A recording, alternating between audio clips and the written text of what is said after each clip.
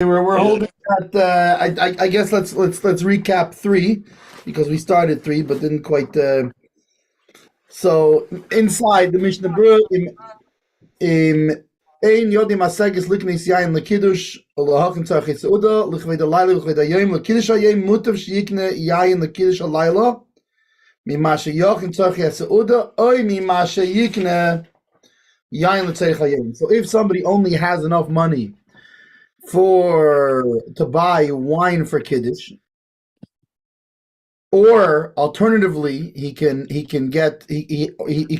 instead of buying the wine, he doesn't have enough for both, but he can only get the food for the meal, either for the night or for the day.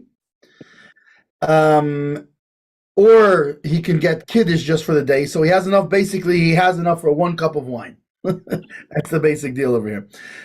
Or for some food. So he should better get wine for the Kiddush at night.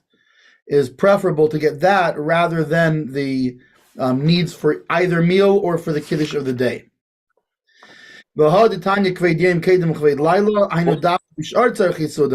This that we learned that the honor of the day is precedes the honor of the night, meaning that if you have money for nice things, you should focus them on the daytime meal rather than the nighttime meal. This is specifically with the other needs of the Suda, but not. It doesn't refer to Kiddush. However, when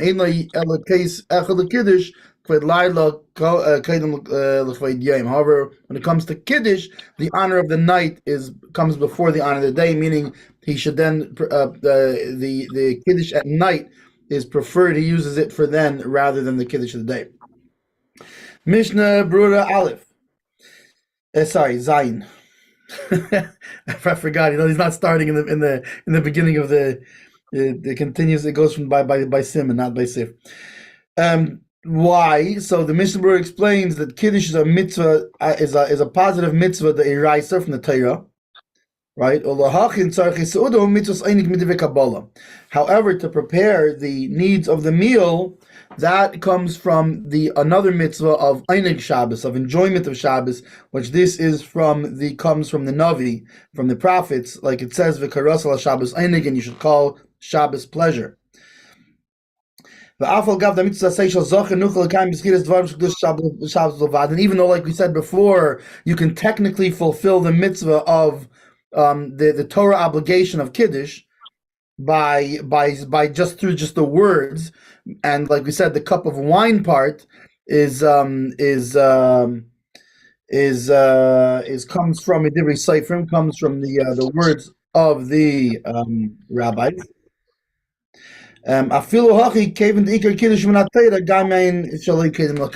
since the whole main thing of Kiddush is actually from the Torah, so even the wine that's associated with it is gains more important, even though the wine part technically is from the sages. However, the Achronim, they agree that they all agree that this is specifically when. This is specifically when when you have the bread already, meaning you already have not just the bread, not just for the night, but the bread for the day and the night. But if he doesn't have challah to make a mitzi on, better he gets bread and makes the kiddush on the bread. Because he also has an obligation to eat the bread, right? To make a suda, to make a meal with bread in the night and in the day. And therefore, if he can only get bread, he should first of all get bread. Once he has bread, then this whole question comes. And now after the bread, I only have enough for 1 cup of wine or for food for either thing. So then the first important thing is to get wine for the night, following by wine for the day, and then food for the day, and then food for the night. Because by food and wine, it's the opposite way around. By the food, it's better to focus it by the day. And by Kiddush, it's the night is more important. How do you make Kiddush on bread? You make just like you do on wine, only you make a hamaitzi lechem in aretz instead of hagafen. You do it in the same exact order. You wash beforehand. You make the kiddush, except you say that. Well, that makes sense. Yeah, and you would yeah. Well, anyway, then you'd have to wash before you make the kiddush on the bread. Yeah, obviously. And you say hamaitzi, and you say baruch atah, and Gotcha.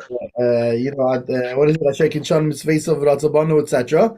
The only thing I think, wait a minute, the only thing I've ever seen close to that is one time Rabbi Flipko, Alav Shalom, he came down to the beginner's minion at Shira Torah like 30 years ago, and he came down to speak, and in the middle of him speaking, that's when Simcha Varan, did you know him? Simcha Varan started the class, and then Rabbi Pupko spoke. He started to cough, and he needed a drink, and he didn't make Kiddush yet.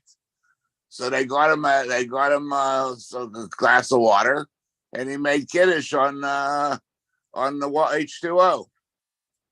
That I'm not sure of. I've never heard of that. I saw him do it though. I guess he needed a drink of water, and he wasn't going to say Shehakol without making Kiddush, so he made Kiddush but said Shehakol. I'm not sure of that, because generally speaking, you can make Kiddush on either bread or wine. In other words, if you need a shahakol, you would usually, now I don't know exactly how that unfolded. And remember, each situation there's often things that happen there that we don't realize happened. But I would, in other words, in that case, you would just make a shahakol without Kiddush, because you can't make Kiddush on water, and you would just make a shahakol and drink it, because if an older person is coughing and needs it, you can drink without Kiddush. Well, I think in a later, I wouldn't even make a shahakol. I watched them do it. I'll never forget it. Anyway, but I'm saying it could be that something else happened behind the scenes that was missed. In either case, so this is the order in which you would do it. So first would come bread is first, the first thing for both the night and the day. I assume for the night first, since Kiddush Halayla Kaidim, since the Kiddush of the night is more important. Let's say you could only afford enough bread for one. I would assume you would get the bread for the night to be able to make Kiddush on the bread. After that, you would get bread for the day. After that, you would get wine for the night and wine for the day. But then when it comes to the food, you would first get food for the day and then food for the night, because it's only with Kiddush that the night comes first, because of the Torah obligation nature of Kiddush.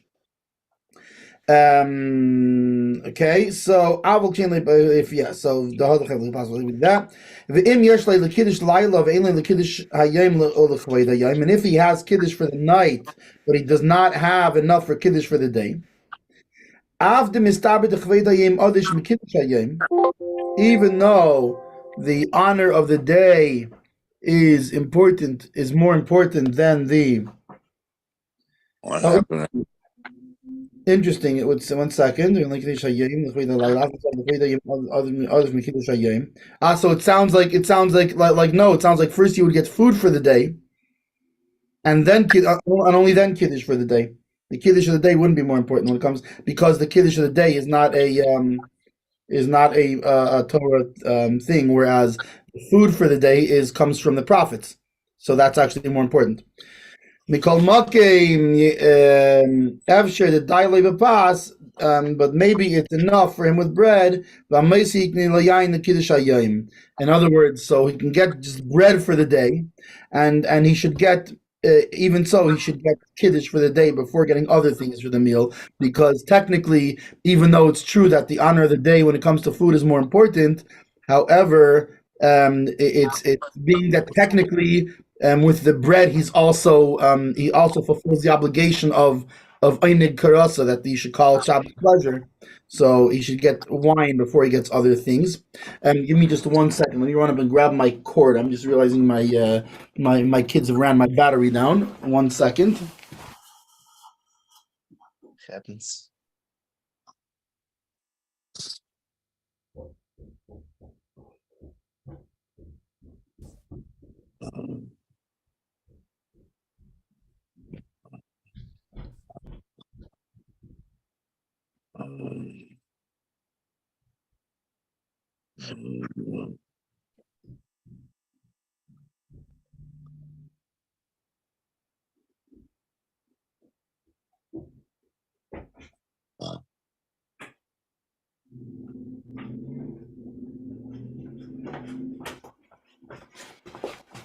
Okay, I'm plugging this in. Goes there, and I think I have an empty plug right here.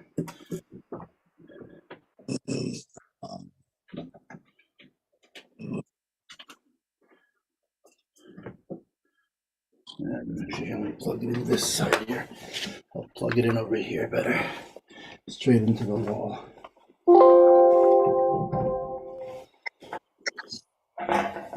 Okay. All right, we're charging. Beautiful.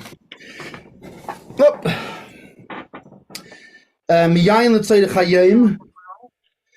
What was he saying there? Better than buy wine. See? So better he should buy the one from night than that he should get the wine for the day. Hainu l'tzayich kiddush hayim, meaning for the needs of kiddush for the day. He's not talking about wine just for the for that you're going to drink for pleasure during the meal. He's talking about the kiddush. Like we said before, that the kiddush of the night is its main thing is a Torah. It comes from the Torah obligation of Zocher, as Yom Shabbos Zakati. Remember the Shabbos to make it holy. The kiddush hayom hurak midrabanan, whereas kiddush during the day is from the sages. The al gav, so obviously something that's a direct Torah obligation takes precedence over something that is an obligation from the sages. The al gav b'alayla yuchal lemer brikas kiddush arifta, even though in the night technically he could say kiddush on bread. Uvayim kishaloi yiloi al malakavish yishar b'li kiddush. And then and in the day, when he won't have on what to make kiddush, he'll remain without kiddush. Mikol malkim gave them the malkim sheish yayin in mekatzin arif the laila difa. Even so, he should make the kiddush on the wine, because and any time you have wine, you don't make kiddush on the bread. You rather make the kiddush on the wine. So even if this will leave him without kiddush for the day, even so, he should make the kiddush on the wine at night and make hametzi, and then in the day will be what will be. Right? That we learned that in the Gemara that the honor of the day comes before the honor of the night. But this is specifically in the other needs of the meal, not when it comes to kiddush. So the Mishnah Berura explains, Kigayin, for example, like he has a little bit of delicacies. So that it's better that he leaves them for the needs of the day. And in the Yam Shel Shlema, he what was the word he scorns them? Yehuda Leib, what was it? He scorns them or something like that. He scores. The Yam Shel Shlema scores those. Like score, like a score, like you scored a goal, but same word, but it's means to rebuke. So he rebukes them on people who are not careful about this, meaning who are not careful about focusing more of their delicacies on the day rather than the night. And just the opposite, they add more on the by the night. They focus on the night in terms of the delicacies. So it comes before the honor of the day.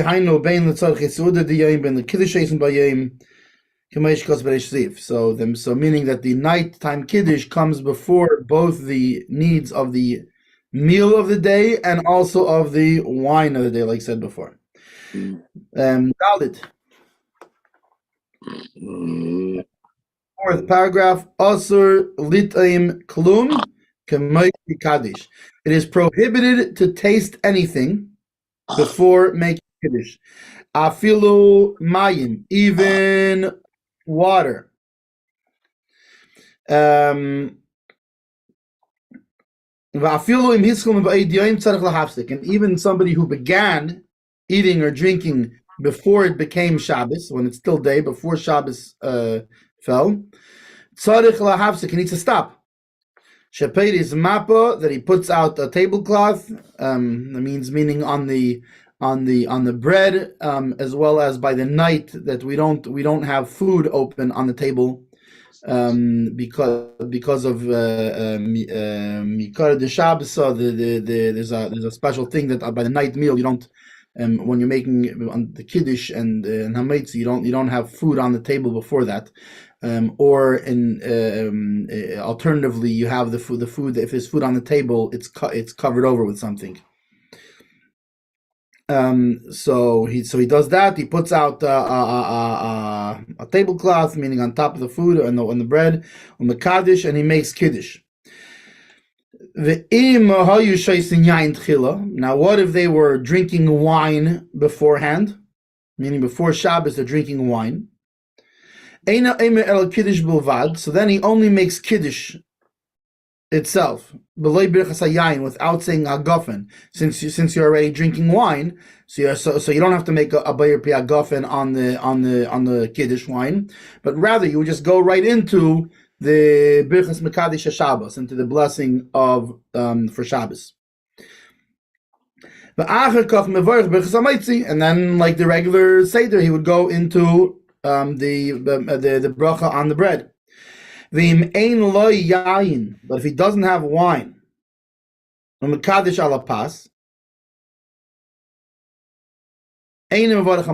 meaning same situation, but not wine. They weren't drinking. He doesn't have any wine. So they were eating bread, and it was before Shabbos. Okay, so he's eating bread already. And now it becomes Shabbos.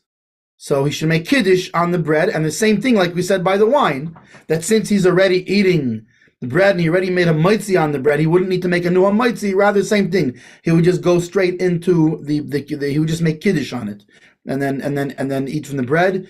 And needless to say, he wouldn't make a mitzi after that because he's making kiddush on the mitzi. So that's serving both as his kiddush as well as his establishing the meal. V'yesh emrim, and some say she'av kishemekadish al hayayin einem mevarech hamitzi. Some say that even if he is in that situation, let's say he has wine, and he's eating, and they're eating bread, right? So but now he makes kiddush in between, and now he has wine, so he's going to make kiddush on the wine, and then he's going to go to make a meal. So he would not make another hamaitzi on the meal. Oh, so even if you might think you made an interruption with a bayir pri hagafen on the wine, right? But you had previously washed hamaitzi. You don't make a new hamaitzi when eating bread after making kiddush on wine. Correct. It does not interrupt the hamaitzi you made. Right. So you wouldn't have to go and make another hamaitzi. Got it. Which we'll see. There's a machlekes, I believe, later in terms of when it's the other way around. If you what's it called? There's a whole interesting thing about I think the next one. Yeah, we'll see anyways over there. Dalid. Yud Aleph, Mishna Yud Aleph, Aser Litaim, V'zehu Rak Isud Rabbanon. This is a rabbinical prohibition. Vatam, the reason, Kivan the Chiyuv Shel HaKiddush Chol Olav Miyad B'Knisa Shabbos, being that the obligation for Kiddush falls on him the moment Shabbos enters. Va'afilu like Kibbul Olav Shabbos Behedye, even if he did not take on Shabbos on himself specifically.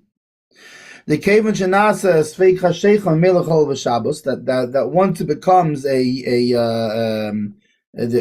time where it's not clear if it's day or night, so at that point it's automatically we have to assume that it's night already and it's Shabbos already. So automatically all the obligations of Shabbos begin at that point. Ve'im kibul of Shabbos, but if he accepted upon himself Shabbos, afilu daim yaim gadol din hachi. That if he accepted on himself Shabbos, right, then it's actually even more stringent, really. Why? Because if it's the time, right? If it's the time that it's a doubt, is it night yet? Is it not night yet? So it's so we're keeping Shabbos because of the doubt, and a doubt for any Torah thing, you go lahachmir, you go to stringent. In this case, if you specifically accepted Shabbos on yourself, it's not a doubt of Shabbos. It's totally 100% Shabbos for you without any question. So how much more so once somebody accepts Shabbos on themselves, that even more so they should not, they have immediately the obligations that come with Shabbos, including Kiddush, and that he should not eat or drink anything before Kiddush. Kaidim shi Kaddish, before he makes, he shouldn't do it. He shouldn't eat or drink anything before he makes Kiddush. Va'afilu, this is Mishna Yud Beis. Va'afilu ein lo elokais echad. And even if he only has one cup, Yikadish alav, he should make Kiddush on it. Vivarich birchas hamazon b'lei kais. And when it comes to benching, he should do the benching without a cup of wine. Hainu afilu lemandis vidale birchas hamazon to una kais. So even according to those that hold that birchas hamazon, you're required to do over a cup of wine, as is discussed earlier in 182, paragraph 2. And he should not eat before he makes kiddush. Afilu mayim, even water. V'shari lirchaitz piv b'mayim, says the Mishna Berura. And this comes from the Achreinim that he could you can rinse your mouth with water. Kevon de einim mekavna nos te'ima, because he's not having in mind to have any pleasure from the tasting of the water. Rather, he's just doing it to clean his mouth. Tzarich lahafsik, so he said that even if he was already eating before and then it became Shabbos, he has to stop. Even though when he started eating, he did so with permission, meaning with no in a permissible way. So it's different here that the kiddush is connected to the meal. And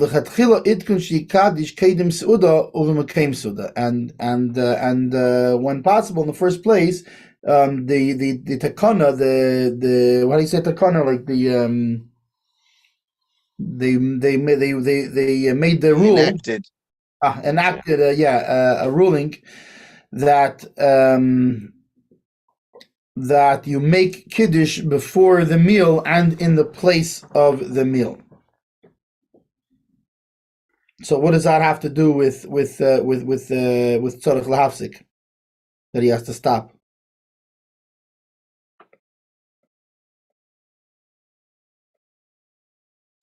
Well, this comes from the Magen Avram, by the way. This thing that that is different by. So first of all, there's a little note here that brings up Reish Lamed Hey in Sifkat 21. So section 235, subsection 21, that in general, when you begin a meal, when you're allowed to do so, you don't then have to interrupt said meal to make a mitzvah whose time has arrived. You can wait until you finish your meal. But by here, even though it's stressing. So using example, you started eating a meal. And now it became time for menorah, to light menorah, let's say. So you don't have to, being that you began the meal before the obligation was there, you're not required to stop your meal and go there. And here, obviously, like you said, is different. And why? Because So now he's saying, because Kiddush is connected to eating of said meal. So Kiddush is always connected to the meal. You're supposed to make it by the meal and wherever you're going to eat the meal. So you're not really interrupting your meal to make Kiddush. It's not a separate thing. Right. So it's not like Menorah. It's not like Menorah, that Menorah has no connection to a meal of any sort. In this case, there's an intrinsic connection basically, and therefore he has to stop, if you make Kiddush and then give you the meal. You think about hefsek with brachas, with regards to benching. If you get up and walk around your house, you move through too many rooms, you wait too long until you bench. There's different types of hefsek. Right. And like after we wash, and everyone's very careful not to speak.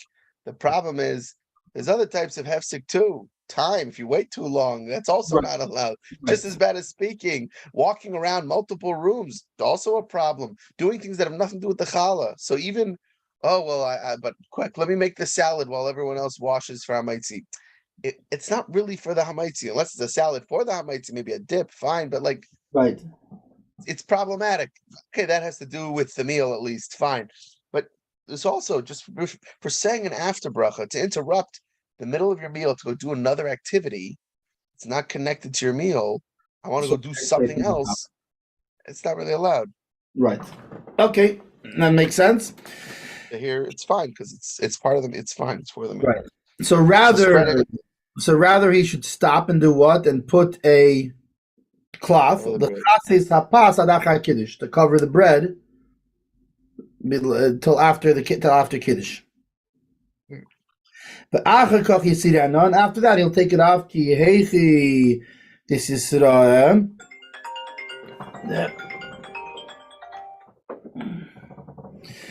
Asa Suda Hashtal the Kodesh Shabbat. So after that, he will take it off to reveal the bread, because the Suda is now for the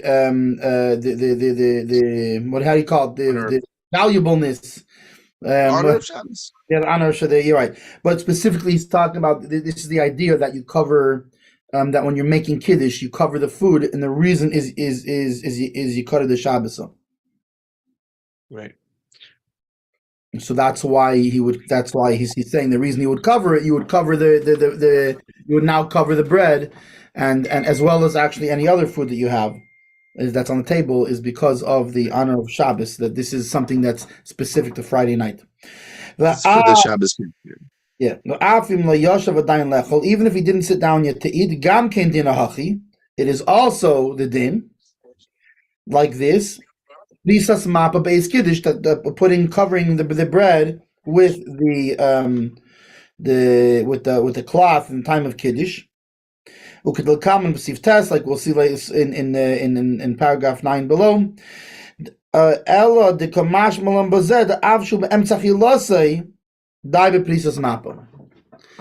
over here, he's just adding that even though he's already in middle of eating, it's also just like there. It's enough that he just covers it. He doesn't have to remove it from the table, but rather just covering it is good.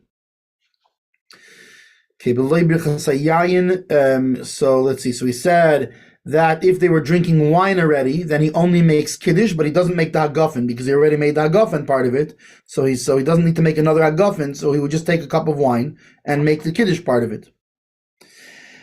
The cave on the Beirech Kvar that since he already made the bracha during the meal in the beginning of when he started to drink the wine, he doesn't have to go again and make another Beirech Hagafen before making the bracha of Kiddush from Kaddish Shabbos.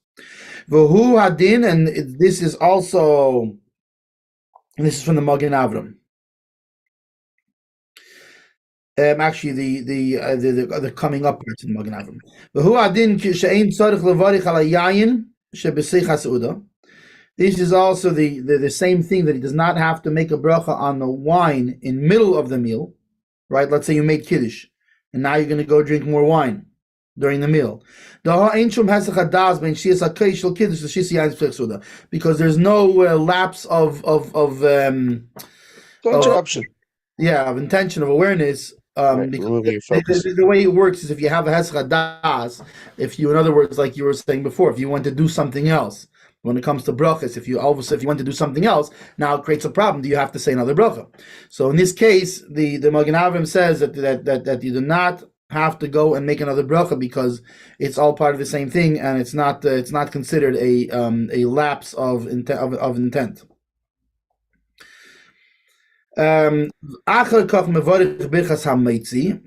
this, so we say that okay, he's drinking wine before Shabbos. Now becomes Shabbos.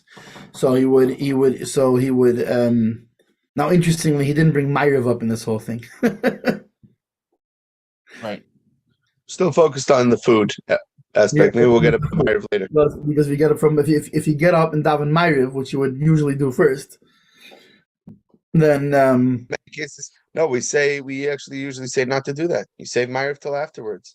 You would do, in other words, you do Ma'ariv after Kiddush because you're already sitting down. You're already there.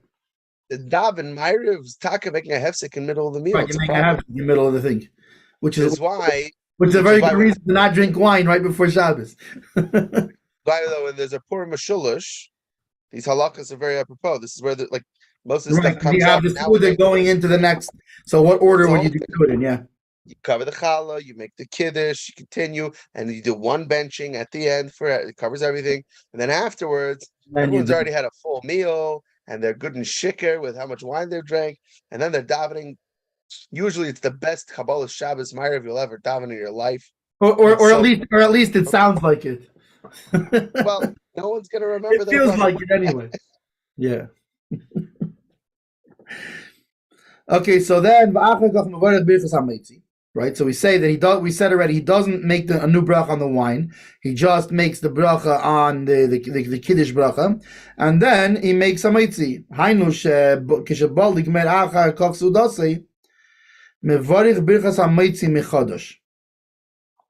So he would make a new hamaitzi. Now remember, this later we're talking about a different scenario. We're talking about when he didn't have wine, he only had bread, and he's making the kiddush on the bread also, so that's different. In that case also he would make another. In that case he would not make another bracha hamaitzi. In this case that he made kiddush on the wine, he would make another bracha hamaitzi. The that he does not fulfill his obligation from the hamaitzi that he made in the beginning of the seudah.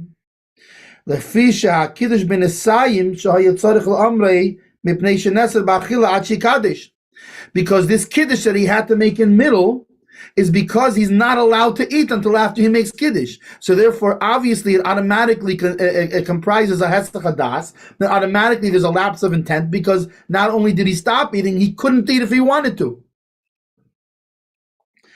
Ze heavy hefsek. The feet. That's a pause. Or how do you call it? What's the better word for a hefsek? Not a pause, but a hard stop. Wie sagt man? What's a better word for hefsek? Separation, a distinction. It's like a pause, but it means like interruption. Interruption. There we go. That's the word. Therefore, he must make another bracha hamaitzi on the bread. And but birchas hamazon, the blessing after the meal, he only makes once at the end of the meal. He does not make bench and then make kiddush and then make hamaitzi again. Rather, he just makes kiddush, makes a new hamaitzi without benching on the prior hamaitzi, and then he makes a hamaitzi a benching at the end to include both hamaitzis. Where, by contrast, in the other case that we brought, where he does not have kiddush and he's making the kiddush on the bread, that the time that when he makes the hamaitzi, the hamaitzi is coming before he said the bracha of kiddush. Right, because in this case it wouldn't be because in the case when you have wine and you're making kiddush, so first you make the kiddush, then you make the bracha hamaitzi. The kiddush was already a hefsek, was an interruption. So now you need a new hamaitzi. In this case, you're making the hamaitzi. You already made the hamaitzi, and now you're going and making the kiddush after the bracha, so it's not a hefsek. And there was still no interruption. That because of this he would have to make a second bracha. Therefore, in that situation where the kiddush was not on wine in between, it's not an interruption, and according to all the to everybody, all the achenim, you would not have to make another. You do not make another bracha on the bread. So he says, let's see, this is going by that some say that even in the case where you make the kiddush on wine, you still don't make a hametzi.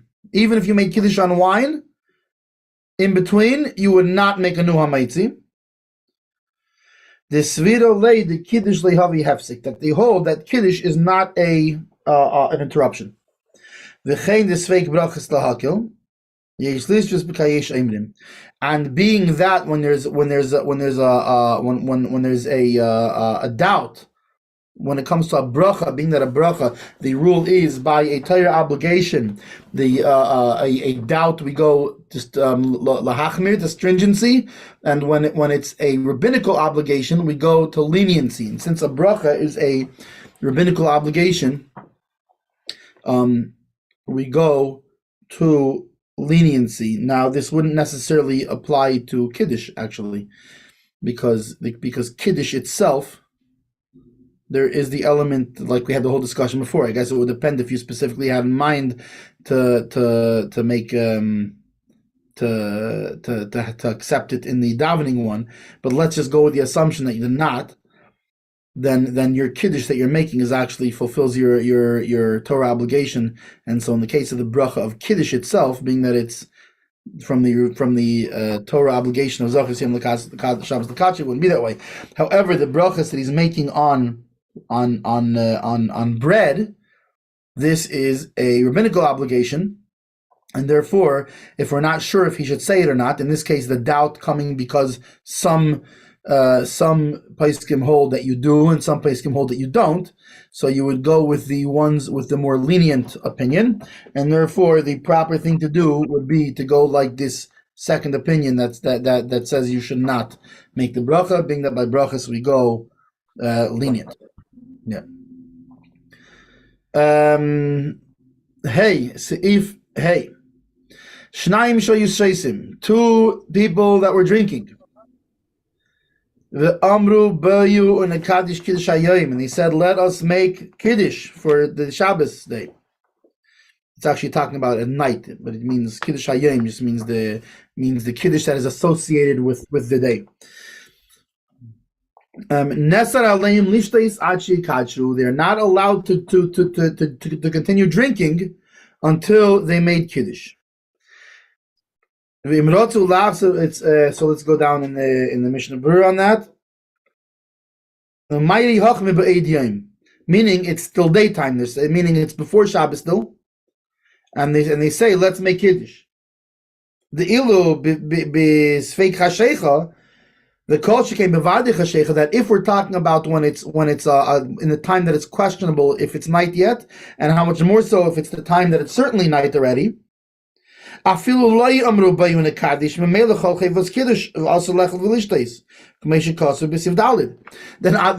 automatically they would already not be allowed to eat or drink. They wouldn't have to say, "Come, let's make kiddush."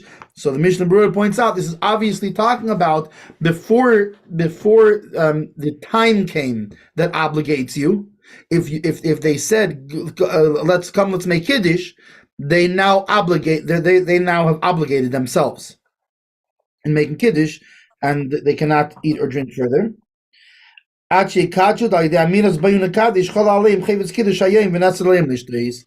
they now obligated themselves to saying this.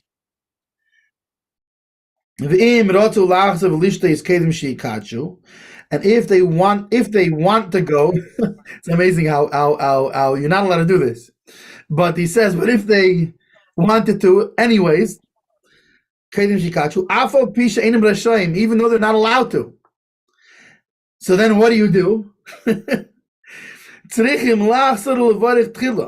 You have to first go and make the bracha beir pri hagafen. Ve'achar kach yishtu.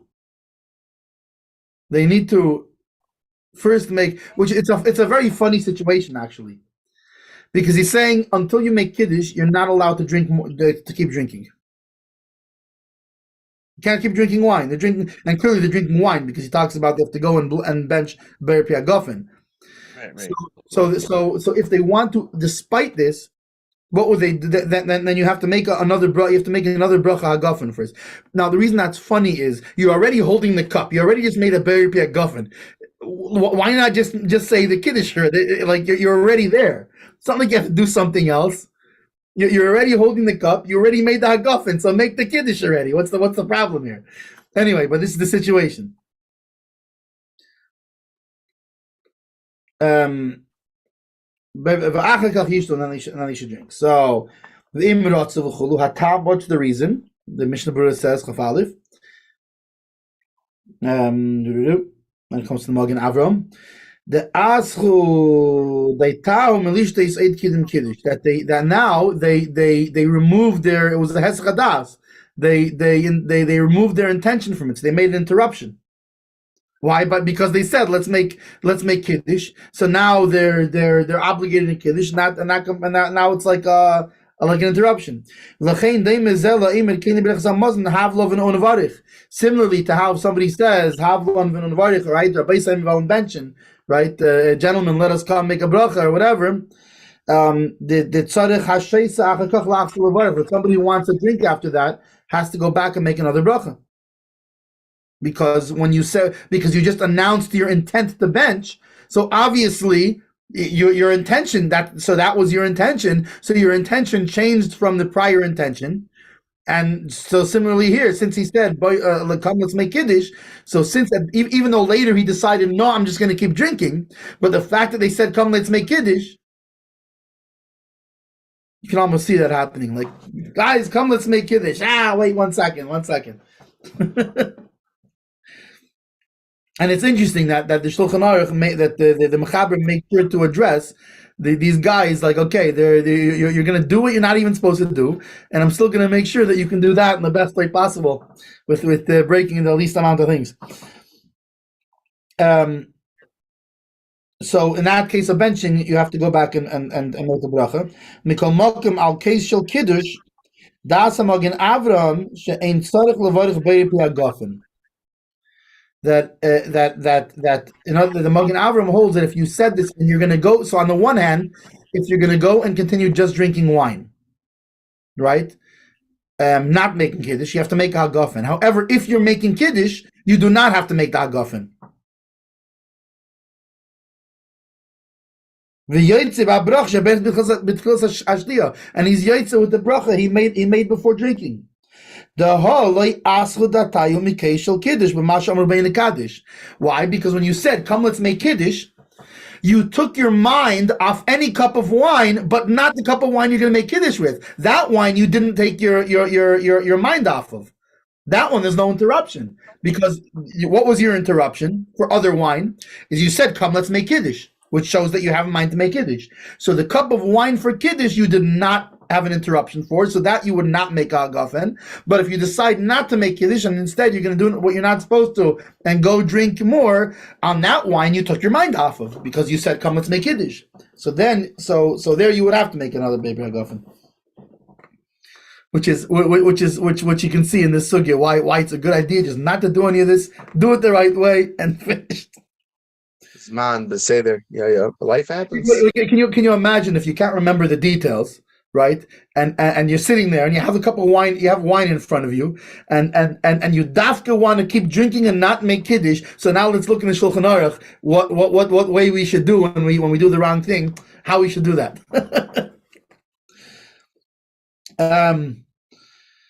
V'chein nira the ein tzarich levarich gam kein ala yain sheyishta achar keshel kiddush. And furthermore, it seems, and this is from Eliezer,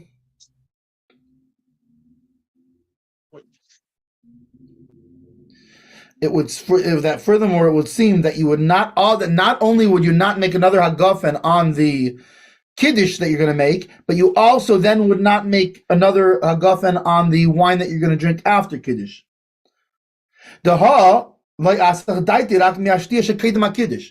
Because by saying let's make kiddush, the only wine that you removed your intention from was any wine that you're gonna drink before kiddush, since you said let's make kiddush. But since you're having in mind the wine from kiddush, you're also automatically having in mind the wine that's going to come after the kiddush. That's during the Seudah.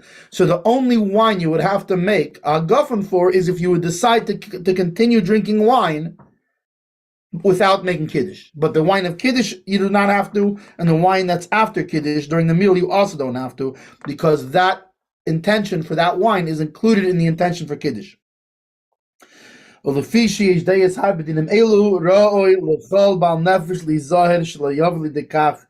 since there are many opinions regarding these laws, and they're very complicated, how do you say a bal nefesh, a soulful person? But yeah, I mean, he just recites it as a God-fearing person. But yeah, I always felt it's not that short, but someone who takes ownership of their soul. Oh, like Baal is like a master, a master of their soul. Because what does it mean, Baal Nefesh? Everyone's a Baal Nefesh. Everyone has a soul. Right, I own a soul. Right. I have a soul. What's make this? I take ownership of it, meaning, so I'm saying my soul matters to me. It's not, I have a soul, whatever. No, but I'm going to be careful on my soul, wanting to keep my soul healthy. Another way you could say it is anyone who controls his soul. Meaning, what's a Baal? A Baal means I control. Meaning. There's the thing that's subservient, and there's what it's serving. The Baal is the master. So anyone who's a master of the soul, like you're in control of yourself. You have self-control. I can control my soul. I can keep it from going out, and keep it in, and release its powers automatically. No, that's not up to me. No, but your soul has kaiches. What do you mean? But you control your kaiches hanefesh. There's powers of the soul. Because the soul is putting that into the goof. Right. So the kaiches, and there's the levushim of the nefesh, right? So those are all, in other words, those all come to. So you're not. There's certain things you don't connect to your soul. You didn't create your own soul. You're not putting it in your body, but you do control your soul. I feel like actions of your soul, you control. I don't know. I'm not so sure on the control thing. I have to think about it more, because. We don't control our souls. It's a chelik kamal. I mean, no, that's we don't control. We don't control. Fine, but that's like saying we don't control our body. You didn't create your own body. You determine when your body gets old and when it gets young and when it gets sick and when it doesn't. Also, but you control. But you control what your hand is doing right now. I can control. Yes, I can control limbs of my body, but I can't control. I can't just with my brain, just tell my body. Send the white blood cells this way and the red blood cells that way. No, that's going to happen with or without my consent. Not necessarily. That happens sometimes, and very often that does happen. That actually also happens from messages from your brain. And there's people who with intense concentration can like do weird things like that, like slow down their heart. I don't know about red blood cells, whatever. But I'm not saying it's not possible. I'm saying is yes, they're tzaddikim. Who are able to control their soul. You don't control your body also, if that's the case, because you don't control everything to do with your body. 100%. The average person does not control every cell of their body, the operation of their body. Fine. So the average person also does not control every part of his soul, but you do have But a Baal Nefesh is not talking about somebody. What's your body? What's your body? Your body is sachakel is a clothing. It's actually when you're deciding to do something, it's not your body deciding to do something. It's not even your brain deciding to do something. It's you deciding. It's your soul. So you for sure have your bechira chavshis. Your free choice means that you have control over the choices that your soul makes. The soul is not this abstract thing that just enlivens. Hold on. Yes, control over choices is very different than saying I have control over the entity that is my soul. What do you mean? You have control over the powers of your soul, the things that your soul does, the things that your soul. The outcome of my neshama, the teitzah of my neshama is not the ikar of my neshama. I'm not the Baal Shem Tov that I can control and just have my soul and I can fly Right. up to the highest Shemayim. He didn't say you're a Baal Yechida. He didn't say you're a Baal Yechida. He said Baal Nefesh, like your Keiches HaNefesh. There's an element of your soul that you control. Interesting diuk. There's an element of your soul. Yeah, I know, right? I can almost see the level of soul that is most invested in the goof. That's interesting. But there is a level of soul that you can. As a matter of fact, there's a level of soul that you control. There's 100%. There's a level of soul that you control. And in fact, again, your body is only a garment to that. When it's me making a decision, it's a nefesh thing. It's not my body making a decision. It's not my brain did something to you. It's not my body did something to you. It's I did something to you. I decided. Who's I decided? It means I decided. And I can use the keiches of my nefesh. I can use the powers of my soul in certain ways. Not only that, we have where we're supposed to refine the powers of our soul, and we have again, true. We're not talking on a level of yechida here, but that's Baal Nefesh. And anyway, we're b'chlal making the yukim that aren't necessarily. I think we might have to Hillel and Shammai this. We might have to Hillel and Shammai this because I hear what you're saying, but I still think it's better to say it as I'm taking ownership of my soul, meaning I'm going to take the responsibility to take care of it properly, and that's why it's the same. It's the same difference. But why would you mean ownership of your soul? Oh, since when do you own your soul? You can take ownership of your body. No, so also clearly there's an element of your soul. So you're saying the same thing. There's an element of your soul clearly that you have some investment in. Someone gives me a gift of for example, a pet. Yeah, there's a difference between me taking ownership and responsibility for it to take care of it, than me saying that I can control, that I have absolute control. I would say just the opposite, because a pet you have less control over than you have over yourself. That's what I'm saying. So you're influencing. No, but you yourself, you have. As a matter of fact, I'll give you absolute proof to it. Well, I'll give you absolute proof. So right there, absolute proof is the first line of Tanya. Then what is this? Absolute proof. Wait, the absolute. Why bring this turn? Why would this phrase exist in halacha? If that's what do you mean? It's relevant, but look, what's the first thing they do? What's the first line of Tanya? Mashbir say they make the soul promise, be a tzaddik and don't be a rasha. What do you mean? But when they're making that soul promise, why am I the one that's responsible to keep that promise? Because I am that same soul that came down. Anywho, I don't think that's the direction that usually the discussion of this Mishna Berura takes, because in the halachic sense, in its simplest form, he's just saying those who want to be a good boy. But it is important to note that for example, it's not just a matter of the Torah, but even when in theory when the Chafetz Chaim makes a diuk and says something a certain way, it's not just it's not just whatever he happened to use that. These are people who are extremely careful with their words, so it's valuable to discuss. But it's also valuable to remember that the main thing he's saying is be a good boy. Anyone who's a good boy will avoid these things because they're very complicated, and you don't want to get involved in it, and it's too complicated. So that's his basic point there. Base. So where are we in?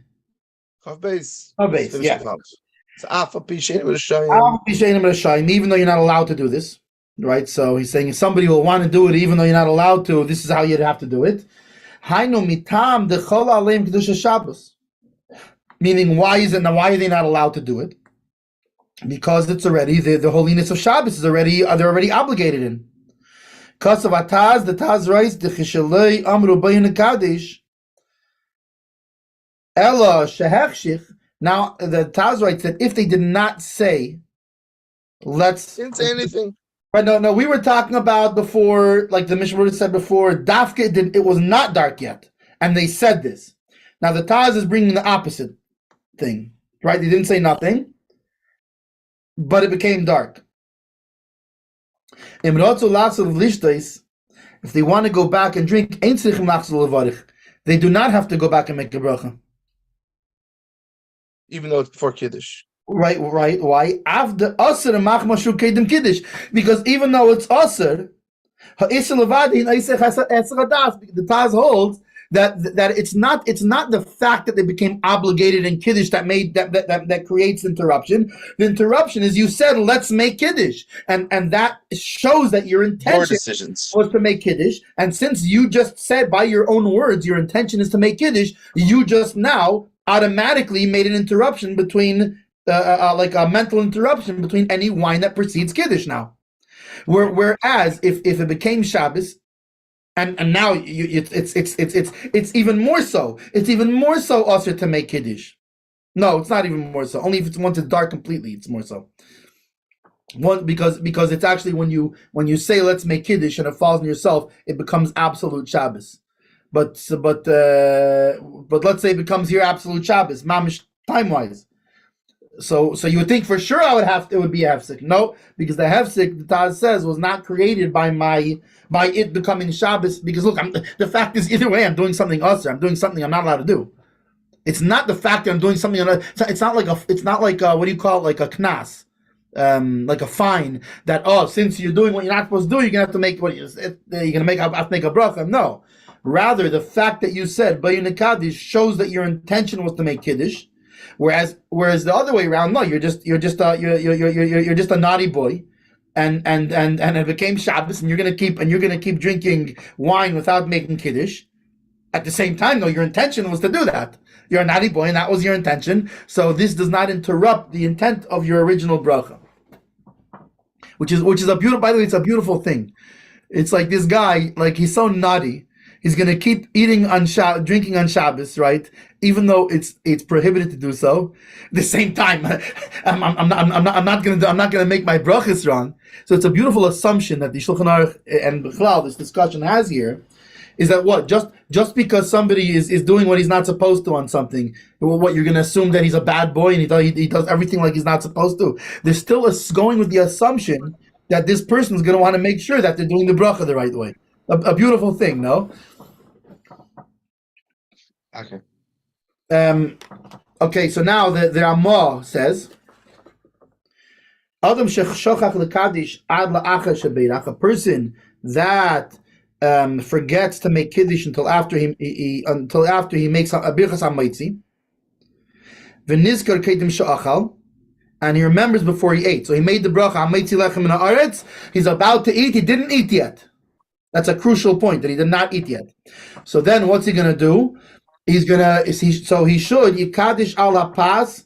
He should make the kiddush on the bread. So let's say he said, I guess we'll continue going until Chaim gets on. Yeah. So he remembers before he makes the bracha. Amaitzi lechem in the aretz. He didn't make kiddush. He should continue baruch atah Hashem, etc., mekadish Shabbos, and make the kiddush on the bread.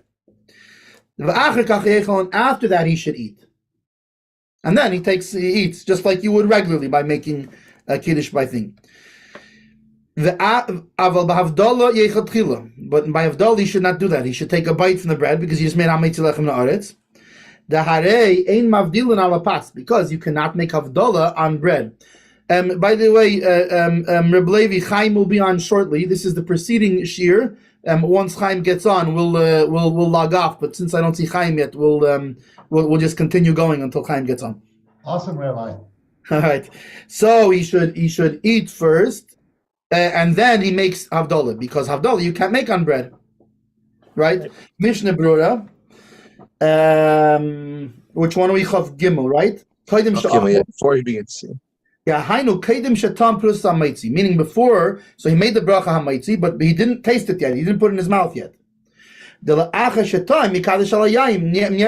once he eats the bread already, at that point, so then just go back and you already took the bite out of it. So then, why make kiddush on the bread? You just go like you would. You forgot to make kiddush on the wine. You forgot to make kiddush. So now go make kiddush on the wine.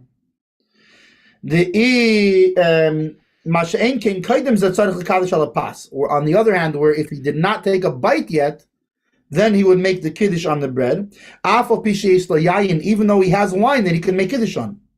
Because if not, right, if he made the bracha hamaitzi and now he's going to make kiddush, he just made an interruption between the bracha of hamaitzi and eating bread, which you're not allowed to do. However, he has to bring more. He has to bring an additional lechem Mishna now. So I just made a hamaitzi. I ate a piece of bread, right? And now I have to make another kiddush on wine. But now I have to make a new lechem Mishna. I have to bring new challah. And this is not called an interruption. Because that's part of the needs of the soda. Like before in 167, Seif 4, paragraph 6. So Yikadish ala pas, right? So we say that if he didn't eat yet, he should make the kiddush on the bread. But meaning to say so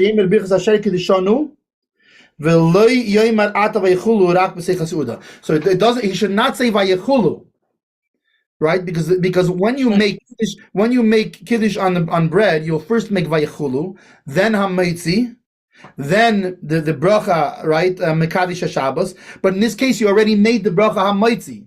So the vayechulu. Right. So you skip straight to the bracha part, none of the preceding. So hamaitzi lechem in the aretz. Forgot to eat. I'm about to eat. I didn't make kiddush. Baruch atah Hashem asher kiddishanu mekadesh Shabbos. Eat, and then after you can say vayechul Hashemayim v'aretz v'chol tzavam. You say that part. Yeah, after you take a bite. After you've eaten, yeah, you take a bite, and then you say vayechul.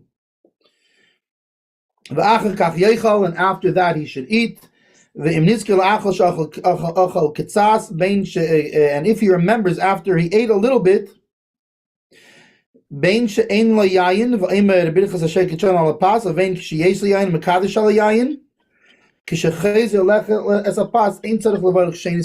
but in either case, when he goes back, right, let's say he eats a little bit, and now whether he doesn't have wine, or he and he has to make the kiddush on the bread, or he has wine and he goes ahead and makes kiddush on wine, he does not have to make a hamaitzi again.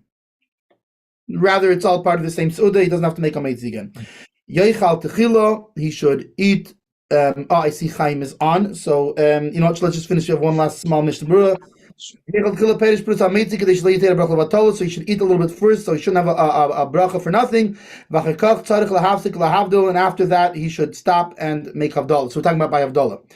So he shouldn't just make havdalah in between the bracha hamaitzi and eating, but rather he should take a bite so he doesn't make a bracha in vain, and then go ahead and make havdalah on wine or beer or whatever you can make havdalah on. Then see what Magen Avram writes in Reis Samachtes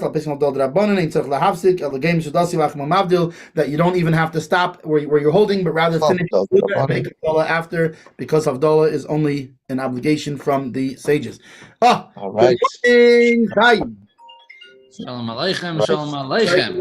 Aleichem Shalom. And now we're going to go through some juicy, saucy topics today. Yeah, let me. I want to hold your.